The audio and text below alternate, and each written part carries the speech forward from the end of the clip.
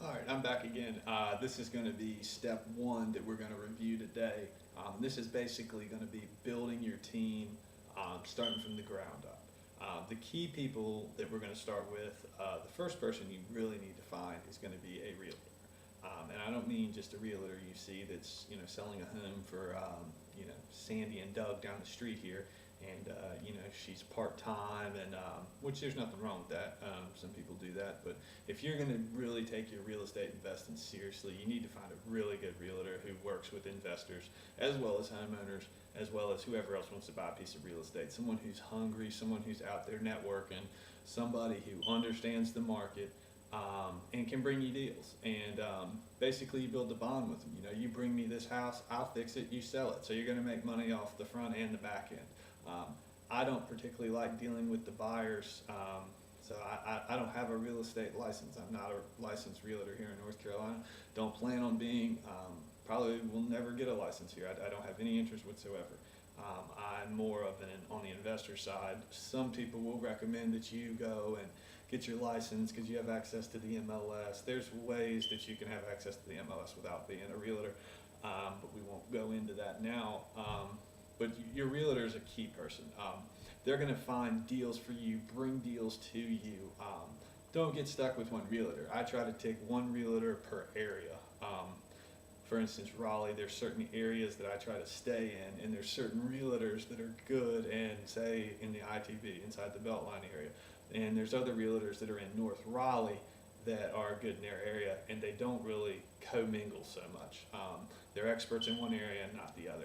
You've heard that saying, jack of all trades, master of none. You want somebody who has clientele in the area that you're selling the home to. And be honest with your realtor. If she finds a deal 3 counties over that's a great deal and brings it to you and says, hey, this is a good deal, she's probably not going to be the person you want to sell the house. And there's no hard feelings. It's just be upfront with the realtor. You want somebody who is the best in that market selling your home. Another thing is too, is when you're selling more than one home with your realtor, you're not going to be paying retail commission price as a once in 10 years or once in 5 years typical home seller would be paying. So that's going to cut down a little bit of your costs, and it's very important that you negotiate that down. I typically try to say everyone less than 5%. 5% would be a max of what I would pay if you wanted my business, but again, that's personal preference of what you're going to do. The next person that you really want to have on your team after your realtor is going to be your general contractor. Typically, hiring a general contractor is almost a must do. If you are a general contractor and you're doing your own work, more power to you. But I typically try to hire a general contractor because I can't do 7, 8, 9 projects all at one time myself. I need somebody there managing each one of my projects, as well as me managing those contractors on each project to get them done effectively and efficiently. Unless you want to work 90 hours a week chasing people around, finding out why your subs are late, why they're not coming in. I've been there, done that. The way I'm telling you is probably the most effective way. Is it going to cost you a little bit more money? Yeah, it is. But is your time that you're going to be spending these jobs overseeing people who you can just pay someone else to oversee worth the deals that you're missing while you're not out hunting other jobs? So to me, it's a no-brainer. Hire a general contractor, get over it, open up your wallet, pay a little bit more money.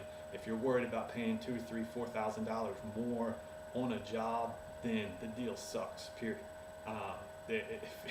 If it's a deal breaker over $3,000 or $4,000, back out of the deal before you even get into it. It's just not worth it. Third thing after your realtor and your general contractor, you're going to want to have a really good real estate attorney who deals with investors. Typically, the way I'm going to show you to fund a lot of your deals, if you don't have money to fund them yourself, or you bring in other investors, or there's numerous ways I'm going to show you how to actually have your deals funded. Your standard attorney that does, bank to home buyer closings on a daily basis is probably not somebody you want.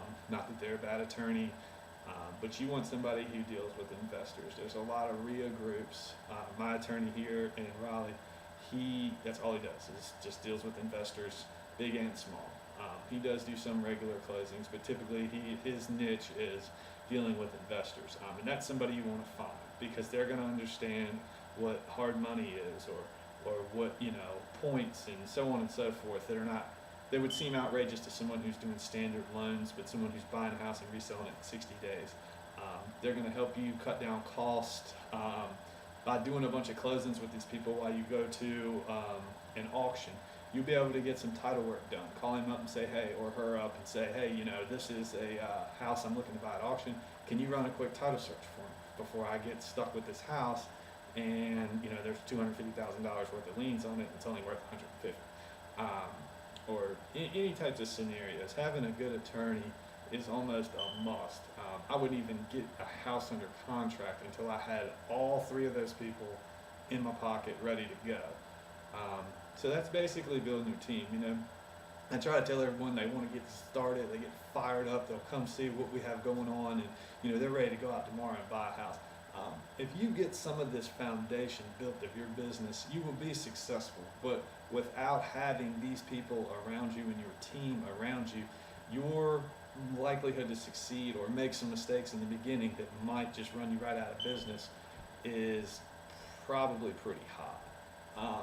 So that's what we have on building the team. And I'm not going to go too into depth about that right now. I mean, it's pretty straightforward. If you have questions regarding this, as always, feel free to contact me. I'll be happy to help you with finding or locating people. I've dealt with people all up and down the East Coast over the years, so I know some people in certain areas, some areas I don't, but I could probably find you a fairly good reference to somebody who's reliable from somebody I know. If you're out west on the West Coast, I'm probably not going to be so much of a help to you on connections with people in that area. So that's basically what we have. Our next section is going to be how to find capital to fund your deals. And this is the most essential part of buying and selling real estate is, if you don't have the cash in the bank, where are you going to get it? The bank isn't going to loan you the money. Do you want to take money out on your personal home as an equity line? Me, no. I'd rather pay a higher % interest rate with no personal guarantee. But that's going to be your decision. So stay tuned. The next section is going to be how to find capital and raising capital from private investors to fund your projects.